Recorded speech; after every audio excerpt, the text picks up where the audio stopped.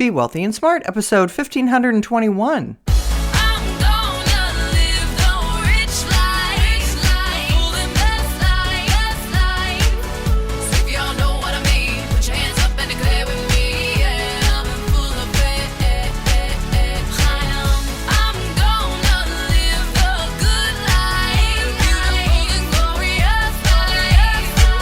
Step into a world of wealth and financial freedom without budgets, boredom, or bosses on Be Wealthy and Smart. And now, here's your host, Linda P. Jones. Welcome to Be Wealthy and Smart. I'm Linda P. Jones, America's Wealth Mentor, empowering women and men worldwide to financial freedom. On today's show, we're going to talk about signs the economy may be weakening, because after last podcast, we talked about consumer sentiment improving for the first time in a year, and that looked like it was a good sign for the economy. But now we have some other news and statistics coming in that show that the economy may be weakening. According to JP Morgan, the impact of tariffs and how they're changing consumer behavior is starting to show up in economic data. Global economist Nora Centovani said U.S. data for May reinforced signals that the early year boost to activity has started to fade.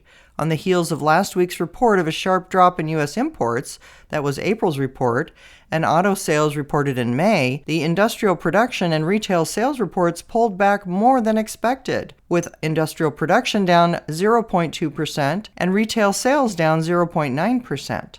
At the same time, the continued rise in import prices suggests the tax bite is being felt domestically, even if price increases for consumers are likely to be more delayed and drawn out than previously anticipated. Also, the drop in auto sales in May in particular could be a sign of the impact from consumers front-loading purchases ahead of tariffs. She said, "We now forecast a 0.2% month-over-month decline in real consumer spending in May, though in the second quarter, it should still show a decent gain of 2.5%, even if lower than our prior forecast of 3%. Yeah, so there's signs that spending is falling off a bit. Maybe people rushed to buy cars, and so they already bought their cars, and so now car sales are looking a little weaker. And that could be true of other big ticket items where people rushed to buy them in the news about the tariffs, but now there is a slowdown as people are no longer buying those items. So the question really is about consumer spending and how is the consumer going to spend through the summer? We also have a Fed meeting today, and the Fed is likely to hold interest rates and not make any changes. So that's not going to help propel consumer spending. Also, the market has remained calm in spite of the war overseas in the Middle East, and oil prices have spiked but then fallen back, indicating that traders think the war may be contained. But should anything change there, that could dramatically impact markets. Ed Yardeni, president of Yardeni Research, said, "Under the circumstances, the participants of the Federal Open Market Committee, FOMC, have lots to discuss during their two-day policy. What's not on the table is a rate cut anytime soon, in our opinion. That leaves Fed watchers focused on how Fed Chair Jerome Powell spins the range of views following the FOMC meeting at his press release on Wednesday afternoon."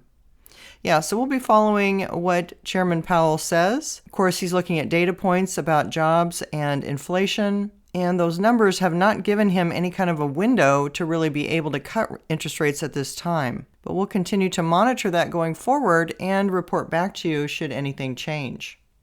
If you haven't yet subscribed to Be Wealthy and Smart, hit the subscribe button and you'll be notified as soon as new podcasts are available. And all my podcasts are on my website at lindapjones.com/podcasts. And while you're there, sign up for my weekly newsletter for more wealth tips for your financial freedom.